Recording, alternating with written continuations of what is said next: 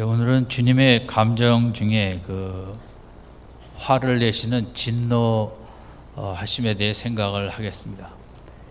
이제 복음서에 주님이 화를 내신 것을 세 곳으로 생각할 수 있는데, 오늘 본문이 그 하나고, 또 하나는 마가복음 10장 14절에 예수님께서 그 아이들을 데리고 오는 걸 제자들이 막았기 때문에 바쁜데 아이들이 이제 거치장스럽게 생각이 돼서 못 오게 할 때 주님이 상당히 화를 내셨습니다. 또 한 번은 요한복음 2장에서 예루살렘 성전에 올라갔더니 이제 돈도 바꾸고 또 흠없는 재물을 구입해야 되기 때문에 이런 경건한 예배 분위기가 아니라 장사 분위기로 바뀌어서 이제 주님께서 상당히 분노하셔서 이제 그런 상을 뒤엎기도 하시고 화를 내셨죠.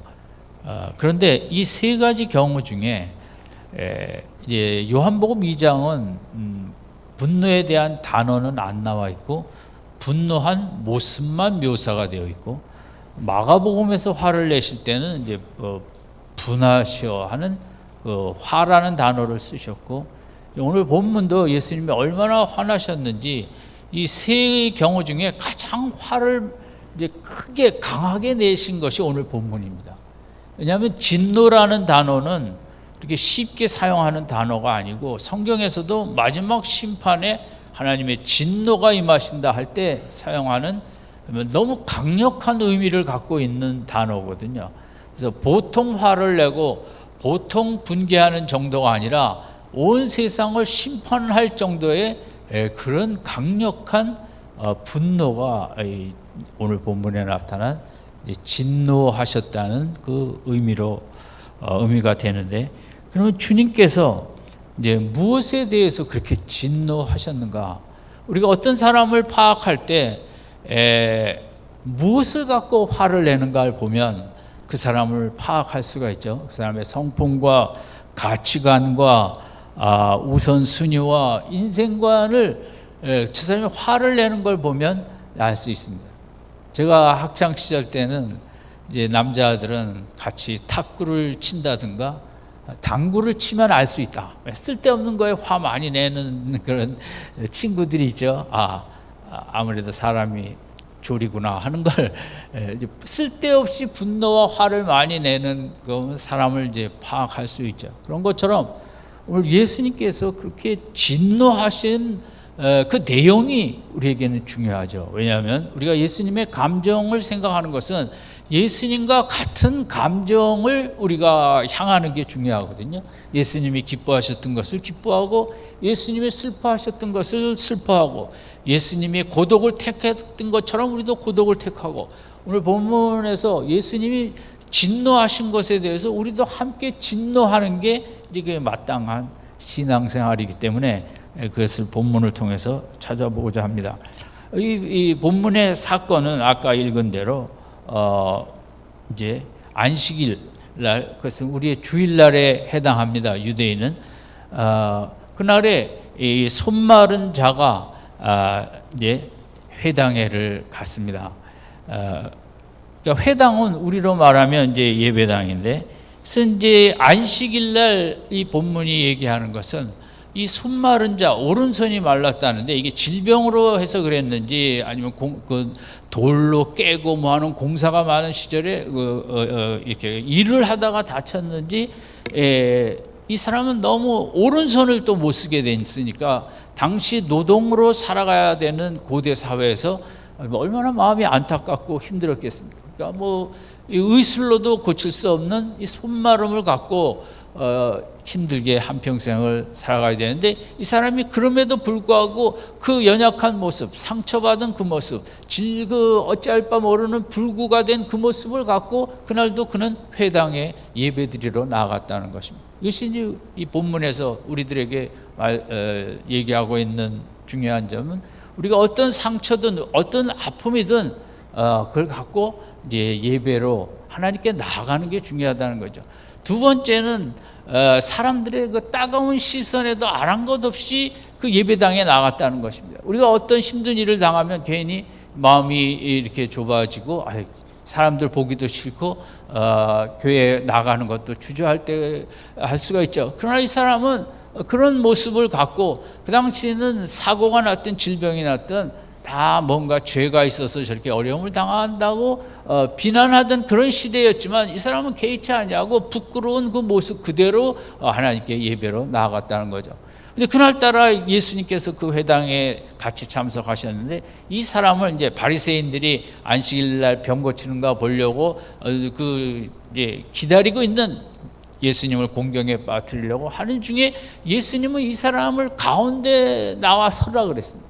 이 사람으로서는 참 너무나 그냥 조용히 뒷자리에 앉아 있고 싶었는데 이걸 또 한가운데 나와 서라니까 참 순종하기가 힘들었죠. 그러나 예배 시간에 나와서 그는 주저없이 망설임 없이 말씀대로 한가운데 나와 서라면 서는 이런 적극적인 믿음을 가졌다는 것입니다. 우리에게도 이 주일날 예배를 나올 때 우리의 마음에 이렇게 정말 적극적으로 내 문제 남들에 비해서 아무리 힘들지라도 그런 거 개의치 않냐고 주일날 예배를 드리러 하나님의 영광을 찬미하러 나오는 것이지만 하나님 아시죠? 우리의 또 이런 이 땅에 살면서 당하는 많은 상처와 아픔을 그대로 갖고 나오기를 원하시고 그 문제 앞에 우리만 이런 어려움이 있다 이런 게 생각하지 말고 당당하게 인생은 어차피 문제투성이고 상처투성이니까 이 사람 아주 담대하게 가운데 서라고 할 때 순종을 했습니다.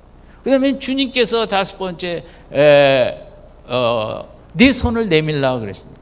그러니까 치부 아닙니까? 오른손이 말라붙은 그걸 보여주는 게 싫죠. 우리는 상처를 교회 생활하면서도 드러내는 것보다 이렇게 안 드러내는 게 더 마음이 또 편할 때도 많겠지만 어쨌든 이 사람은 그 마른 손을 내밀라 할 때 이게 무슨 움직이지도 않는 그 내 손을 그렇게 할 수가 있겠습니까만은 그럼에도 불구하고 이 사람은 그 말씀에 순종을 했습니다. 그랬더니 그 순종하는 순간에 주님께서 그 손이 회복되는 그런 역사를 허락하신 거죠. 이게 이제 안식일날 일어난 사건인데 오늘 우리들에게도 그대로 적용되어지는 주일날은 하는 날이냐? 주일날은 다른 날이 아니라 나의 아픔과 상처와 문제를 가지고 주님 앞에 가서 내밀고 이 사람이 손을 내미는 것처럼 우리의 모든 문제를 주 앞에 내밀고 이거 내가 어떻게 할 수 없으니 주님께서 치유하여 주시고 회복하여 주시고 고쳐주시라고 안식일은 회복하고 치유받고 내가 온전한 모습으로 변화되는 그런 날이 이제 안식일의 의미인 거죠. 그래서 우리 본 사건에 나타난 두 번째 주님의 의도를 보면 첫 번째 이렇게 되어 있습니다. 같이 2번에 1번 같이 읽을까요? 안식일은 치유와 회복과 새 출발의 날임을 강조합니다. 스크린 좀 바꿔주세요. 안식일은 그냥 예배드리러 가서 그냥 앉아있다 오는 날이 아니라 안식일은 상당히 적극적인 날이고 세상이 고쳐줄 수 없는 나의 아픔과 상처를 갖고 그날은 주님의 온 우주를 말씀으로 창조하신 그분의 능력과 사랑 가운데 치유와 회복을 강조하고 다시 한번 새 출발하게 하는 그런 의미를 가진 날이 안식일인 것입니다. 2번 같이 있죠. 안식일은 어떤 문제라도 하나님 앞에 갖고 나와 안식일 날은 이게 우리의 주일날에 해당하는데 이 날은 폼 잡는 날이 아니고 거룩한 척하는 날이 아니고 경건한 척하는 날이 아니고 이 날은 내가 성가대 가운을 입었다고 내가 사람들보다 다른 사람하고 다르고 거룩하고 그게 아니고 이 날은 목사라고 설교한다고 나는 다른 인생이라고 폼 잡는 날도 아니고 이 날은 우리 모두가 다 죄인이고 하나님의 우리 마음과 영혼과 몸에 대한 치유와 회복 없이는 살 수 없는 연약한 인생임을 고백하는 게 우리 예배 자리에 나와 있는 것이고 이 날은 어떤 문제 문제라도 20년 전 문제든 30년 전 문제든 5년 전 문제든 어떤 아직도 나를 힘들게 하는 상처와 문제는 다 하나님 앞에 갖고 나오는, 안식일은 성경이 말하는 주일날은 그냥 수동적으로 적당히 쉬고 뒹굴뒹굴하는 날이 아니라, 성경이 말하는 주일날은 오늘 본문처럼 내 문제를 적극적으로 하나님 앞에 내놓고 그 하나님의 사랑의 손길에 회복을 받는 날이 안식이라는 거예요. 3번 같이 있죠. 시작. 주님의 말씀에 믿음으로 순종할 때 치유의 회복의 역사가 나다.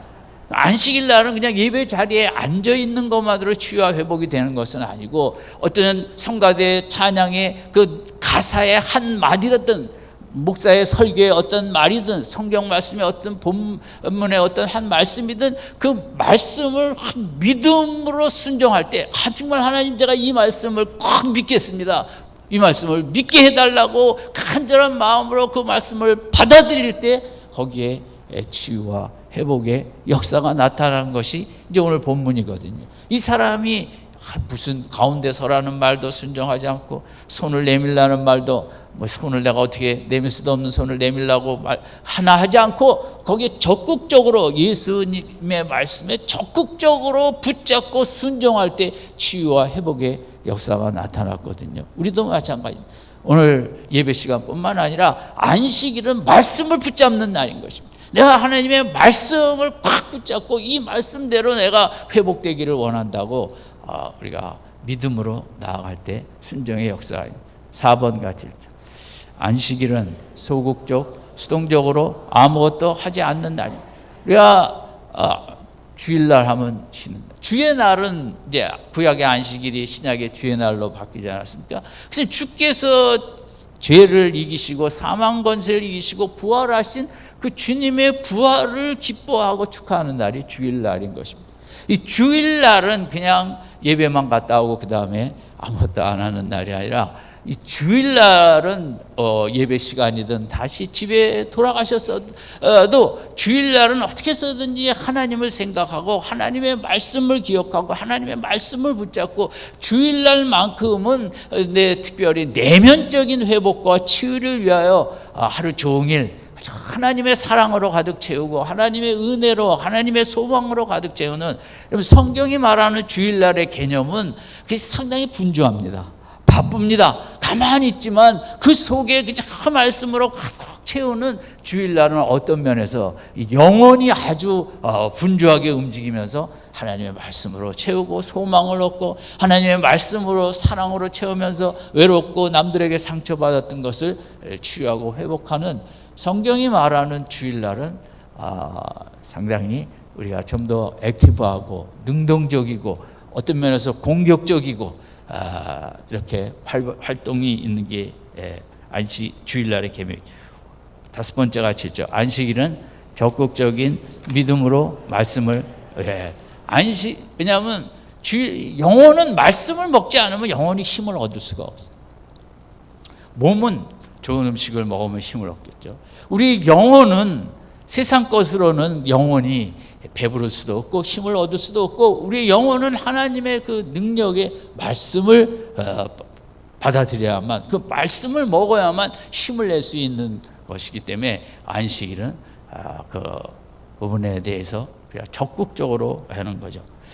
그 주님이 이 진노하신 3번째 단락으로 가서 이제 당시 유대인의 안식일 개념이 물론 하나님이 쉬셨다는 것에 의거하기도 하지만 너무 이제 수동적으로 된 거죠.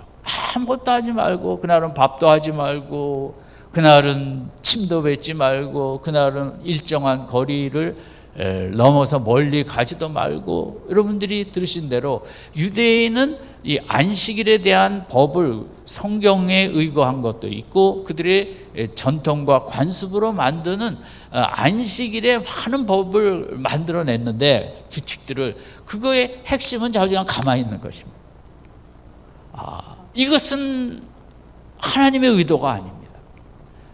이것은 하나님은 그런 가만히 있는 소극적인 그런 안식이 인간에게 있어서 아무 도움이 안 된다는 거죠. 인간은 우리도 잘 알지만 우리보다 더 잘 아시는 이제 분은 하나님이십니다. 우리 사람은 이제 가치가 중요한데 어디다 가치를 두느냐. 그런데 이제 뭐 인류 역사 이래 오늘날은 더하지만 대부분 가치를 행동의 가치를 둡니다. 그래서 분주한 게 훌륭한 것으로 가치를, 실적이 좋으면, 회사에서 일을 잘하면, 학생들이 공부에 성적이 좋으면 모든 게 그 행동으로 가치를 측정합니다. 운동선수는 무슨 3할 몇 푼, 1할 몇 푼, 모든 것이 행한 대로 가치를 매깁니다. 우리 문명 자체가 뭐 어쩔 수 없어요. 그래갖고 그걸 또 비교하고 경쟁하며 우리는 너무 힘들게 살아가죠.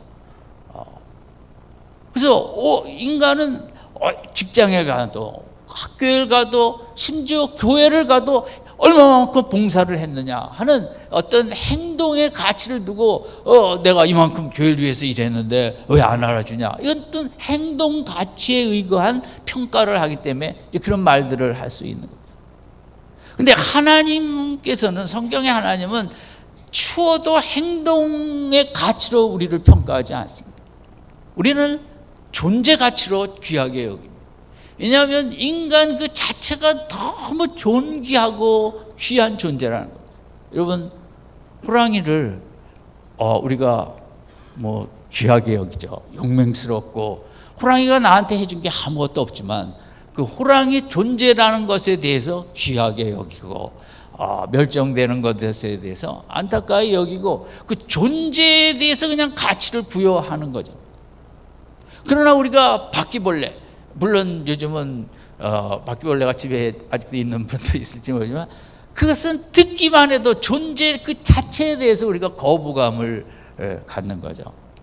그래서 이제 우리들이 인생이 대부분의, 아니 모든 것에서 있는 그대로, 우리 자녀의 있는 그대로 귀한 게 가치를 이렇게 우리가 여겨주지 않고, 공부를 얼마나 했느냐, 성적을 얼마나 맺었느냐, 받았느냐, 그것은 행동 가치로 자꾸 평가하다 보니까 사람 마음에 인정과 칭찬이 부족하고, 나를 모든 점수와 회사에서는 실적과 또 했던 업적과 맨 이런 거로만 평가하다 보니까 우리 인간의 마음에는 이 비교로 인한 너무 상처가 많아지는 것입니다. 남편을 볼 때 정말 남편 있는 그대로 존재의 가치로 인정하기보다는 옆집보다 얼마나 더 많은 걸 연봉을 받느냐, 뭐 하느냐, 우리는 이 무의식 속에 모든 걸 행동의 가치로 평가하면서 우월감도 갖고, 일을 좀 잘하면, 못하면 또 열등감과 죄책감을, 우리 아이들이 아주 어렸을 때 1살, 2살 그때만 존재 가치로 귀하게 봅니다. 아이가 아무것도 안 하고 모든 게 부모 손이 필요하고 지가 스스로 할 수 있는 게 아무것도 없지만 그 아기를 볼 때만큼은 어느 집안이나 존재 가치로 보기 때문에 그냥 있는 그대로 귀하고, 웃으면 더 귀하고, 똥을 싸도 귀하고, 그는 존재 가치를 인정하기 때문에 그런. 그 인간은 이 행동 가치 속에 평가를 받고 잘났니 못났니 하는 이제 이런 속에 살면서 너무나 많은 상처를 받죠. 근데 이제 그런 상처들을 그럼 어디 가서 치유하느냐? 그런 치유가 안 되고 그런 상처들이 계속 쌓이기만 하는 거죠. 그 주일날의 의미는 뭐냐?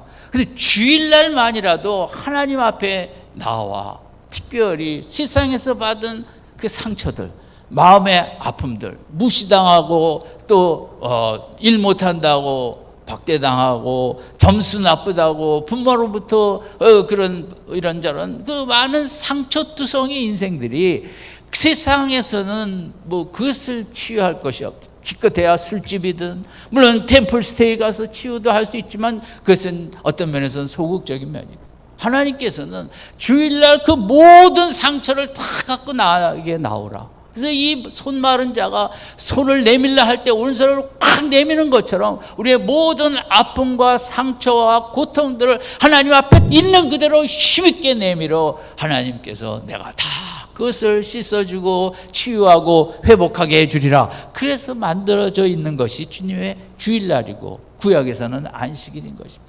주일날은 절대 수동적으로 그냥 이 예배에 한번 드리고 와야지가 아니라 주일날 나올 때는 일주일 동안 받았던 많은 그런 아픔들, 무시당한 것들, 상처들 이런 것들을 다 갖고 나와서 그 하나님 앞에 오른손을 내밀 때 역사가 나타난 것처럼 우리 모든 성도님들 그 우리 마음의 힘든 것, 고통과 아픔과 상처들을 다 주님 앞에 하나도 빠짐없이 다 내어 밀고 하나님의 치유와 회복을 체험하는 우리 주일날이 되시기 바랍니다. 현대인의 7가지 상처라는 이제 글을 제가 읽었습니다. 최근에 현대인의 첫 번째 상처는 내가 나로부터 받는 상처입니다. 우리가 죄덩어리다 보니까 지난 한 주간을 되돌아볼 때도 그때 그러지 말았어야 되는데 내가 잘못도 하고 실수도 하잖아요. 그러니까 내가 나한테 상처를 받는 거예요. 좀 더 잘하지. 그 뭐야? 이게 우리가 내가 나한테 어쨌든 내가 행한 그런 부족한 점, 실수, 잘못 때문에 내 스스로가 나로부터 상처를 받습니다. 두 번째는 인간관계에는 좋은 점도 많이 있지만 상처도 근본으로 따라다닙니다. 그것은 가족관계든 직장관계든 사람과 사람 관계에는 좋은 것만 있을 수 없고 거기에서는 이제 상처가 가족끼리 언어를 통해서 생각을 통해서 우리가 이제 남편으로부터 상처를 받고 아내로부터 부모로부터 자식으로부터 형제들로부터 우리의 관계 속에서 인간은 사랑도 받지만 상처를 피할 길이 없습니다. 세 번째는 인간이 있는 곳에는 늘 배반이 있습니다. 요셉이 형들에게 배반을 당해 그렇게 먼 나라로 팔려갔듯이 노예로 여러분 이 땅을 사랑하면서 형제들에게 사기를 당하기도 하고 가장 믿었던 후배, 믿었던 선배, 믿었던 친구로부터 우리가 돈을 다 날리기도 하고 하는 이런 배반의 상처를 우리들은 피할 길이 없는 것입니다. 그 중에서도 이렇게 동업을 하다 받는 상처, 그죠? 믿고 맡겼다가 이제 다 갖고 가는 상처. 네 번째는 아버지로부터 받는 상처가 있습니다. 물론 엄마로부터 받는 상처도 있죠. 너무 엄마들 섭섭해하지 마시고 아버지로부터 특별히 이제 어릴 때 아버지는 호적엔 있는데 잘 보이질 않는 거예요. 그러면 아이들이 상처를 받습니다. 내가 뭐 일하느라고 그렇지 뭐 일부러 그랬냐. 그건 아빠 생각이고 아이들은 그렇게 보이지 않는 아빠에 대해서 나를 좋아하지 않나 보다. 아빠 부재에 대한 그런 상처를 받습니다. 근데 이게 이제 요즘 동성애하고도 많이 연관이 되는 것은 미국 기독교 쪽에서 이제 발표는 그렇습니다. 이제 아빠가 잘 안 보일 때 딸의 경우는 엄마하고만 친숙해지는 것입니다. 어려서부터 남자하고 교제를 할 줄 알면서 자라야 되거든요. 여자애들은. 그게 이제 중요한 게 아빠예요. 아빠와의 관계는 이성과의 관계를 배우는 중요한 통로가 되어집니다. 그런데 이 딸의 경우는 마음에 아빠가 나를 미워하든 뭐하든 시간을 가지지 못하니까 거기 상처를 받으면서 자라나며 엄마랑 밀착하게 됩니다.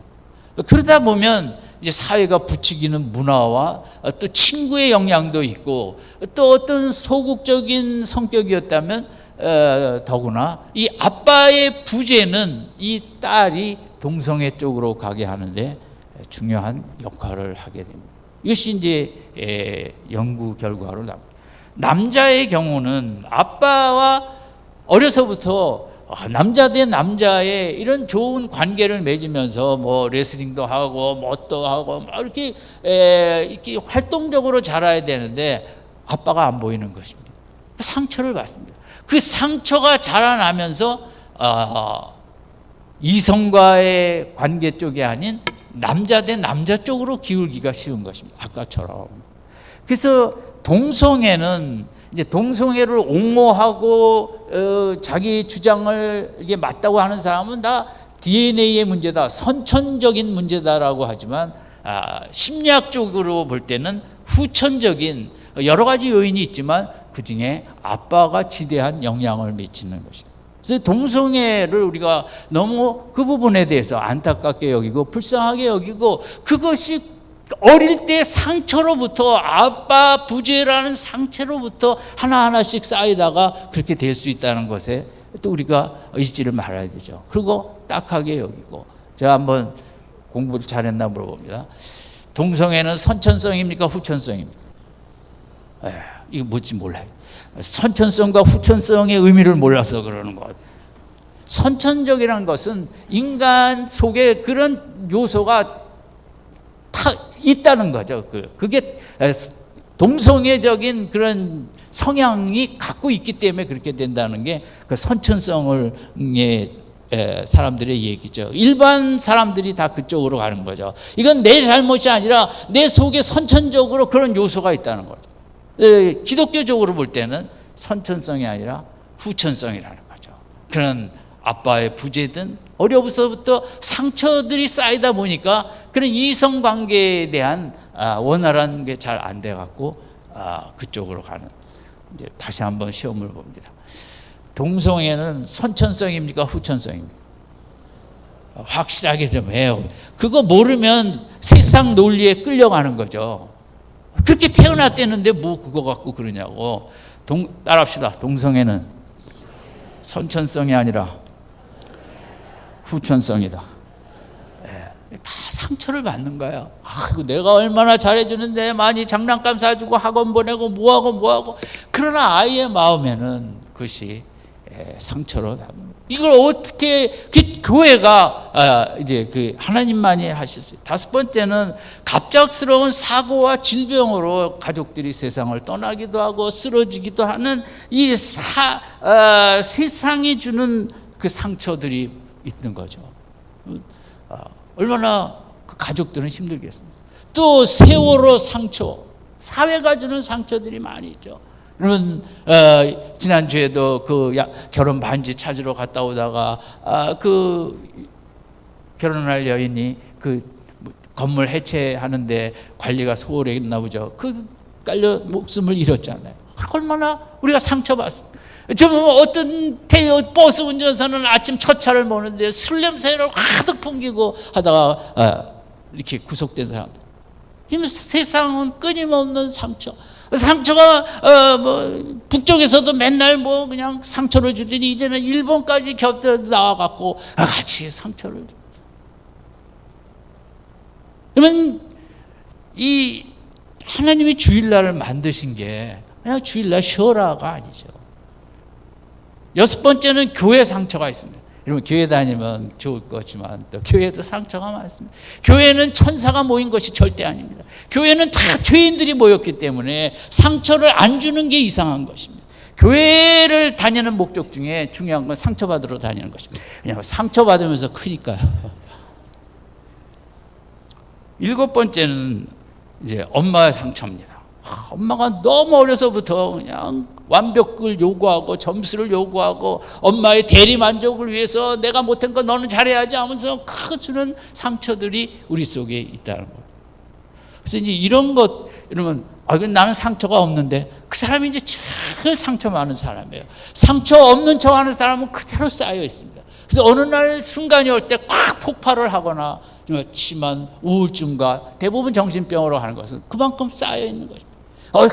내가 누군데 난 그런 거 상관없다고 하는 사람일수록 그 사람이 상처가 더 많은 거고, 이런 많은 상처들을 가지고 있는 인생을 하나님이 아시기에 그거 갖고 맨날 상담소 따라가는 것 조금밖에 도움이 안 되고, 주일날 교회에 나올 때 좋은 옷 입고 깨끗한 옷 입는 게 다가 아니고, 봉사하러 나오는 게 다가 아니고, 설교하러 나오는 게 다가 아니라 인간이 가진 모든 상처 다 나한테 가지고 나와서 손마른 자처럼 하나님께 탁 던지는 이런 것을 하나님이 주일날 원하시는 줄로 믿습니다.